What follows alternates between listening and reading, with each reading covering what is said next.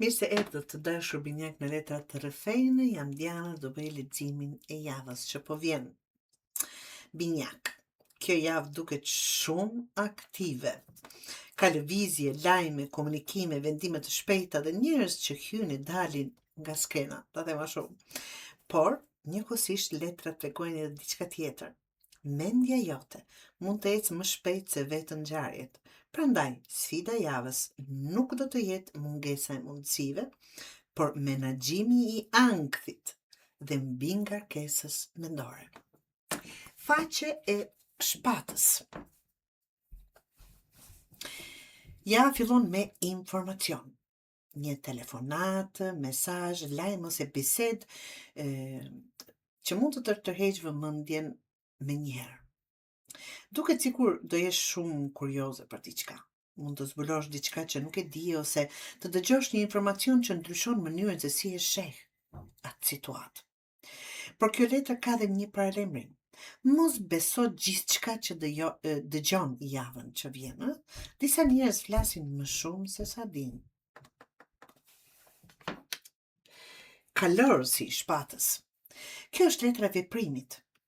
Gjërat mund të ecin shumë shpejt. Një situatë që ka qenë e bllokuar mund të fillojë të lëvizë papritur.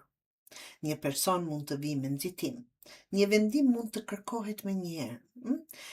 Për binjakët kjo energji zakonisht ndihet mirë sepse nuk e duron dot monotoninë. Por kujdes binjak. Jo çdo tren që kalon është treni yt. Mos merr vendime vetëm sepse ke frikë se mos humbet një mundësi. Absolutisht. Dhe 4 të shkopive, që është letër goxha e bukur, është një nga letrat e juaja më pozitive të këtij leximi. Sjell atmosferë të mirë, takime, familje, miqë, prandaj mos u ngutim të merrni diçka, se keni gjëra të bukura, arsye për të buzëqeshur. Mund të ketë një ftesë, një dalje, një moment ku do ndihesh mirë me njerëzit që ke pranë.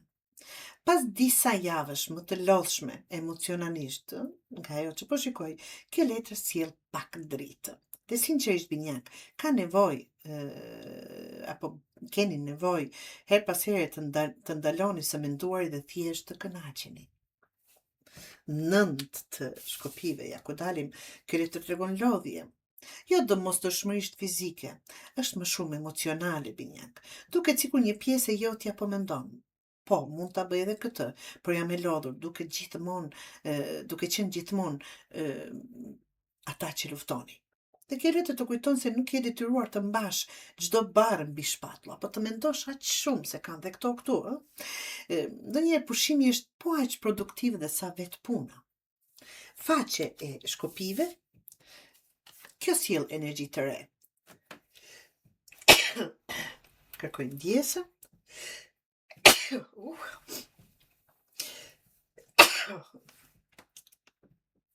Të më falni, se më erdhi një të shtima shumë. Sjell energji të re, pra, mund të linjë një ide, një projekt, një njohje, një plan, udhtimi, ose thjesht dëshira për të provuar diçka ndryshe. Kjo është një nga ato javët ku mund të thuash, po sikur ta provoj. Dhe çuditërisht, pikërisht ajo ide spontane mund të dalë më e mira. Këtë mbaje mend binjak. 9 të shpatës. Kjo është letra që tërheq vëmendjen më së shumti. Shikoni këtu me gjitha ato shpata mbi kokën juaj, tregon mendime të tepërta. Tipik binjakët. Shqetësime, skenar që krijohen në kokë që s'ka të bëjë asgjë me realitetin. Dhe problemi është se shumica e tyre nuk të ndodhin fare. Binjakët kanë një talent të veçantë, dhe mund të zgjidhin një problem që ende nuk ekziston. Binjak? Kjo letër këshillon të mos ushqesh frikrat që ke. Mos e kthej një pasiguri të vogël në katastrofë, sepse ka lëvizje të mëdha. Ka lëvizje të bukura që mund vërtet të arrish synimin të aty ku po synoni. Dhe letra Oracle, mesazhi është shumë i bukur.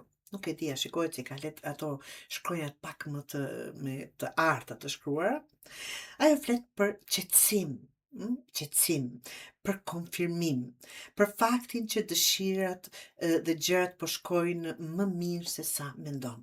Ti mund të mos i shohësh ende të gjitha rezultatet binjak, por je në drejtimin e dur dhe kjo mjafton të mos egzagjerosh me mendimet.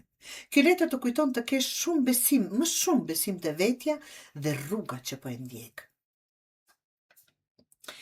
Gjithat angel, atë universi kur mbi ju dhe ju duke pranuar, përqafuar këtë qetësi, këtë mirësi, këtë bukuri të dashur binjak.